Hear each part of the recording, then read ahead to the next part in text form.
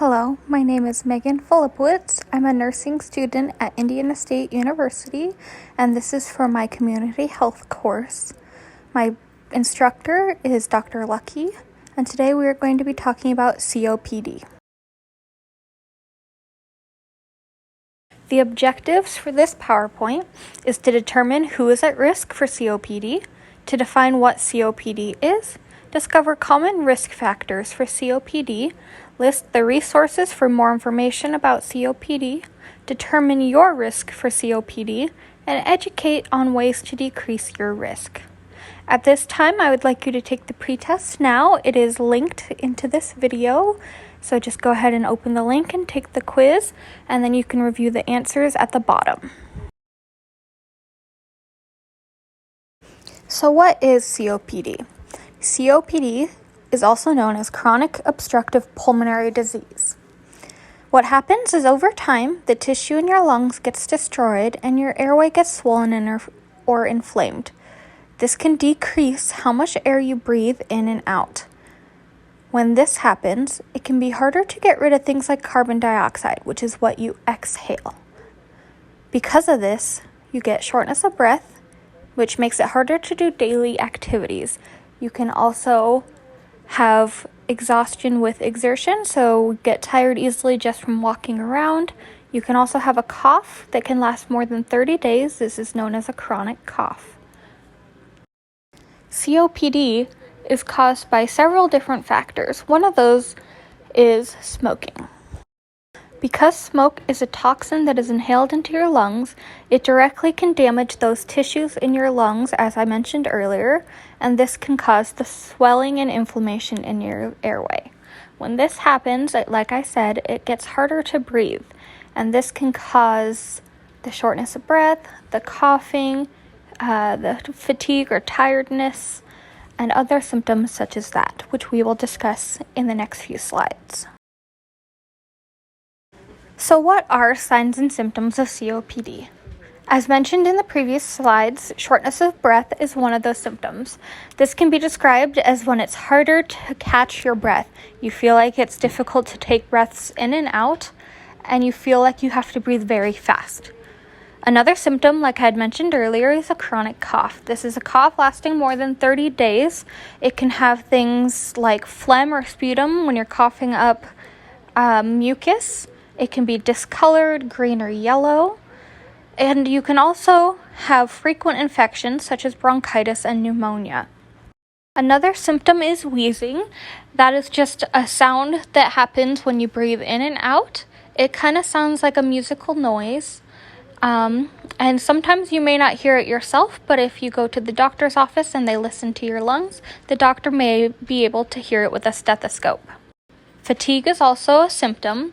Because it is difficult to breathe in and out, you have that shortness of breath, you could get tired more easily. This is a very common symptom with COPD. So what are some risk factors? What are some things that can put you at risk for getting COPD? First of all, we have smoking. Even if you smoked previously and have quit, you could still be at risk for getting COPD. So if you have smoked or are continuing smoking, please discuss this with your provider to see if you are at an increased risk for getting COPD. Another risk factor is alpha-1 deficiency. This is a hereditary disorder that is passed down from parent to child. Another term for this is genetic COPD. Alpha-1 deficiency means that you don't have enough of a particular protein that protects your lungs from inflammation. This can lead to progressive lung damage and emphysema, another condition that causes shortness of breath and affects your lungs. Air pollution is another risk factor for getting COPD. This includes harsh chemicals that are breathed in and can be part of your environment or part of your job. If you worked with insulation that was known to cause cancer and we're not wearing a mask, this can be an example of a harsh chemical that is breathed in that can cause COPD. Smoke and dust are also other environmental factors that if you breathe those in can cause lung damage. Secondhand smoke can also cause COPD. If you live with a family member who smokes, you can still get COPD via secondhand smoking because you are still breathing in the toxic chemicals from those cigarettes. Another risk factor is if you've had a history of respiratory infections in your childhood. This most commonly is related to pneumonia. Because you've had several infections of pneumonia in your childhood, this reduces your lung function, which can cause and lead to COPD. You may be wondering, how likely am I to get COPD?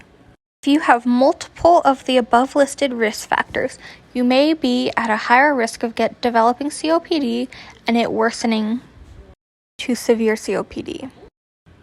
If you have quit smoking but had smoked for many years, about 10 years or more, you still may be at an increased risk for developing COPD versus someone who only smoked for a couple years or less.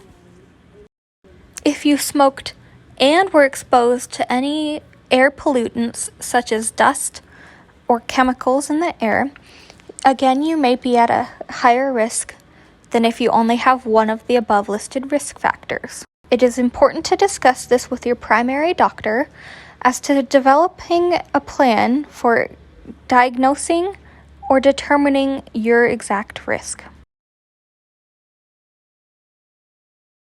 What are some ways that COPD can be diagnosed by your provider? First of all, there are several tests that can be done to determine or rule out COPD. Spirometry is one of those tests. This involves breathing into a device that measures your lung capacity. With COPD, you won't be able to breathe as hard into the machine, which will show a lower output. This can be attributed to COPD and can be diagnosed by your provider. Another test is a chest X-ray. This will look at your lungs using radio film.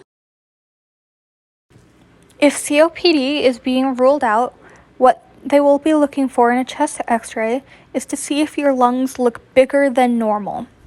They may also be looking at your diaphragm, which is a muscle under your lungs that helps you breathe in and out. If it is flattened, this can also be a sign of COPD. They may also do some blood tests. They may have you go to a lab to get your blood drawn, and what they will be looking for is arterial blood gases. This is a test run on your blood that looks at how much oxygen and carbon dioxide you have in your blood. These are what you breathe in and out, and what they measure is they're looking at how well your lungs are working based on how much of each of those is in your blood. Another test is a sputum culture. They will have you cough or bring up mucus and spit it into a cup. This is then sent to the lab to be looked at under the microscope. One of the things they will be looking for are what are known as inflammatory markers. These are specific things that can be seen under a microscope that indicate if inflammation or swelling is occurring in your lungs at that very moment. If there are a lot of inflammatory markers, this may indicate severe COPD or worsening asthma or anything that involves inflammation in your lungs. So while this may not directly diagnose COPD, it can help cross out other inflammatory diseases in the lungs and help make a diagnosis.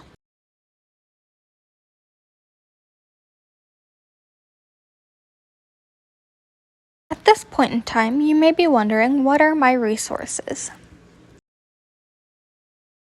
Here are some listed examples of resources that may be helpful to you, whether you want to gather more information about COPD, or whether you want to talk to a provider, or get some advice from people who currently have been diagnosed with COPD. Our first resource is the American Lung Association website. This can be found at www.lung.org.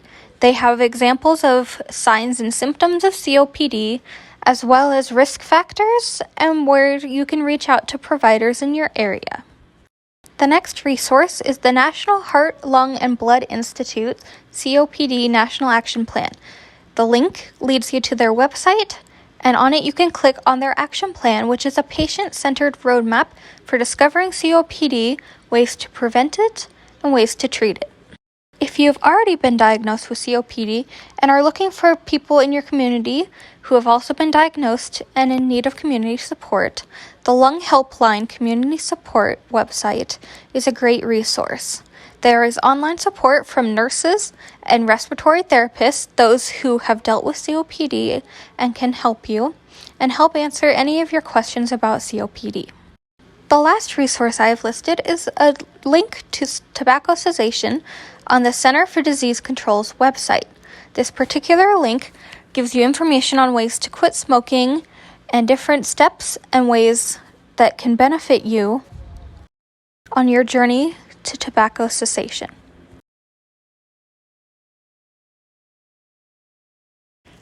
At this time, I would like to thank you for listening and viewing this presentation on chronic obstructive pulmonary disorder. Here are my sources that I have listed that have helped me answer some of these questions about COPD.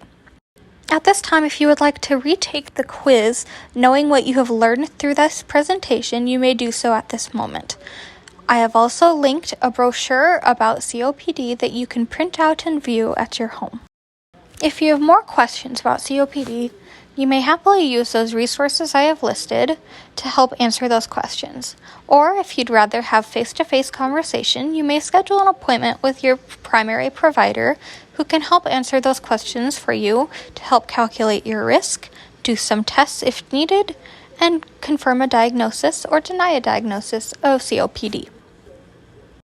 Thank you for your participation in this presentation, and I hope I have answered some questions for you about COPD.